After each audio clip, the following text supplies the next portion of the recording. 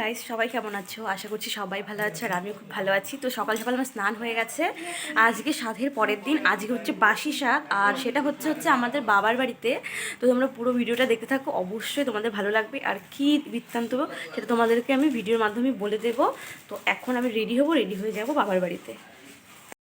তো গাইস, আমি চলে এসেছি এই বাড়িতে, আর এসেই দেখো গোপু সোনাকে কোলে নিয়ে নিয়েছি। যেহেতু আমি উপোস ছিলাম আর সকালে আমার স্নান টান সব হয়ে গেছে, তো মা বলল গোপুসোনাকে স্নান করিয়ে দেওয়ার জন্য, পুজোটা মাই দিবে। তো গোপুসোনাকে স্নান টান করে রেডি করিয়ে দিচ্ছিলাম। আর তার মধ্যে কি বলতো, এই গোপালকে তো আমি আমার মার কাছে রেখে এসেছিলাম, মানে আমি আমার মাকে দিয়েছিলাম। তো এই আমাদের জীবনে যা কিছু হয়ে যাক না কেন, ভগবান ছাড়া কিন্তু কোনো গতি নেই, জানো তো তোমরা। তো আমার মা বলে যে এই সময়টাতে নাকি বেশি বেশি করে ভগবানের নাম করতে হয়। তার জন্য কিন্তু আমি ভগবানকে সুন্দর করে স্নান করিয়ে দিচ্ছিলাম। যেহেতু আমাদের মধ্যে রিচুয়াল আছে আসল স্বাদ বাসি স্বাদ, সেই রিচুয়াল অনুযায়ী আমার বাপের বাড়িতে হচ্ছে বাসি স্বাদ, আর এদিকে কিন্তু রান্নাবান্না চাপিয়ে দিয়েছে। আর প্রচুর গরম পড়ে গেছে।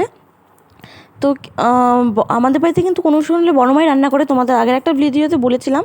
আর মা বললো যে আজকে নাকি সব ভগবানদেরকে ফুলের মালা পরাবে, তাই এখানে বোন ফুলের মালা পরাচ্ছিল। আর আমি একটু ঘুমিয়ে নিয়েছিলাম, জানো তো, শরীরটা এত খারাপ লাগছিল না, আর এত গরম লাগছিল। তো আমি ভাবলাম কি, যখন ঘুম থেকে উঠেছি তাহলে একটু পরে রেডি হবো, তাহলে স্নান করে নিই। তখন আর একবার স্নান করে নিয়েছিলাম।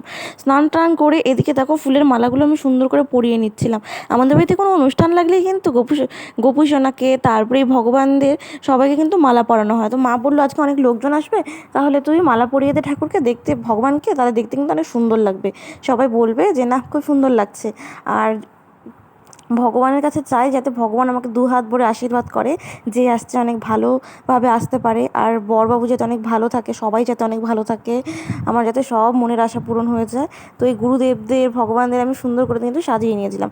তারপরে খাবার ডেকোরেশনে দেখছো সিম্পলের মধ্যে সুন্দর করে ডেকোরেশন করে দিয়েছিল বুনুরা। যেহেতু আগের দিন সবাই অনেক অনেক অনেক ক্লান্ত ছিল, আগের দিন এত কিছু হয়েছিল, অনেক ক্লান্ত ছিল, সবার শরীরে আর দিচ্ছিল না, যার জন্য কিন্তু সিম্পলের মধ্যে সাজানো হয়েছিল। আর এত গরম পড়েছে, বেলুন্সগুলো যেখানেই লাগাচ্ছি না কেন সেখানে ফেটে যাচ্ছে। তারপরে দেখো আমি আজকের লুকটা করেছিলাম হলুদের মধ্যে। তো দুদিন দু রকমের লুক ছিল, তো হলুদের মধ্যে করেছিলাম। আজকের লুকটা আমাকে কেমন লাগছে প্লিজ কমেন্ট করে তোমরা জানিও। আর এখানে হচ্ছে ফটোশ্যুট, সুন্দর করে দেখো সাজিয়ে নিয়েছে। এটা আমার বাবার বাড়ি থেকে আমাকে কিন্তু সাজিয়ে দিয়েছে। তারপরে কিন্তু একে একে সবাই আমাকে আশীর্বাদ করে নিচ্ছে, যেহেতু বাসি স্বাদ বলে কথা। বাপের বাড়িতে যারা যারা আসছে বা আসবে তারা কিন্তু সবাই আমাকে একে একে আশীর্বাদ করে নেবে। আর এদিকে আমার মাসিও চলে এসে, মাসিও আমাকে আশীর্বাদ করে নিচ্ছিল। মারাত্মক গরম পড়েছিল, জানো তো, এই গরমের মধ্যে মানে সত্যি কি বলবো। আর আমার কিন্তু সকালেই পায়েস খাওয়া হয়েছিল, বাসি সারাতে যেহেতু পায়েস খেতে হয়, সকালে পায়েস আমাকে খাইয়ে দিয়েছিল, কারণ আজকে আমি সারাদিন উপোস করব না। যে এই ধরো আগের দিন যেহেতু সারাদিন উপোস করেছিলাম, পরের দিন শরীরটা একটু খারাপ ছিল, খুবই একটু বলতে ভালোই খারাপ ছিল, তার জন্য সারাদিন উপোস করিনি। সকাল 10টা 11টার মধ্যে আমার পায়েস খেয়ে তারপরে কিন্তু একবার নিরামিষ ভাত খাওয়া হয়ে গেছিলো। তারপরে এখন কিন্তু এই যে দেখো ডেকোরেশনের জন্য বা সুন্দর ফটোশ্যুটের জন্য কিন্তু এরকম করে সাজিয়ে তোলা হয়েছে।